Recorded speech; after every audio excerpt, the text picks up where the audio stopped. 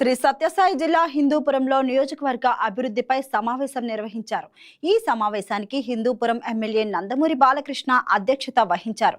నియోజకవర్గంలో జరుగుతున్న అభివృద్ధి పనులు, మౌలిక వసతుల మెరుగుదల, రోడ్లు, తాగునీటి సమస్యలు, వైద్య సేవల బలోపేతం వంటి అంశాలపై సమగ్రంగా చర్చించారు.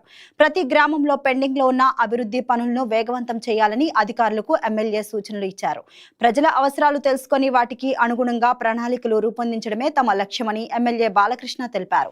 అభివృద్ధి పనులు పారదర్శకంగా సమయపాలనతో పూర్తయ్యేలా చర్యలు తీసుకోవాలని నాయకులకు, అధికారులకు దిశానిర్దేశం చేశారు. నాయకులు తమ ప్రాంతాల సమస్యలను ఎమ్మెల్యే దృష్టికి తీసుకెళ్లగా వాటి పరిష్కారానికి తక్షణ చర్యలు తీసుకుంటామని హామీ ఇచ్చారు.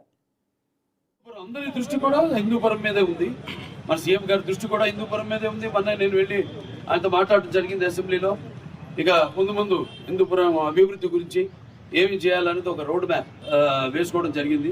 అలాగే ఇక్కడ హిందూపురం రైతులు ఎవరైతే ఈ ఆంధ్ర రాష్ట్ర ఆర్థిక సౌధానికి మూల స్తంభాలుగా ఉన్నారో వాళ్ళ అభివృద్ధిని వాళ్ళని ప్రతిష్ట చేయడానికి మన ఆంధ్ర రాష్ట్ర ప్రభుత్వం ఎంతో కృషి చేస్తుందని మీ అందరికీ తెలియజేసుకుంటున్నాను.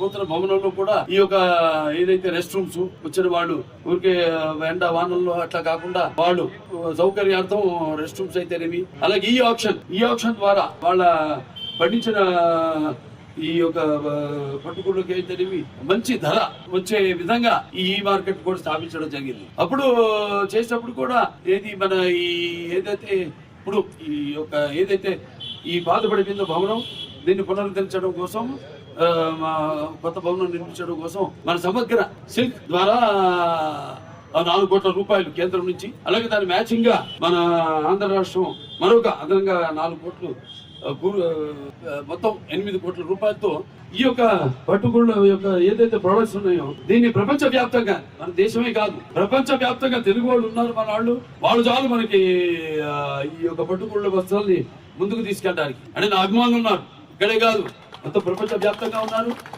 అలాగే మన తెలుగు అసోసియేషన్స్ ఉన్నాయి, తానా అయితే మన ఎన్నో అసోసియేషన్స్ ఉన్నాయి. వాళ్ళందరూ కూడా మనం చెప్తే తప్పకుండా హిందూపురం అందరి దృష్టి కూడా హిందూపురం మీదే ఉంది. మన సీఎం గారి దృష్టి కూడా హిందూపురం మీదే ఉంది.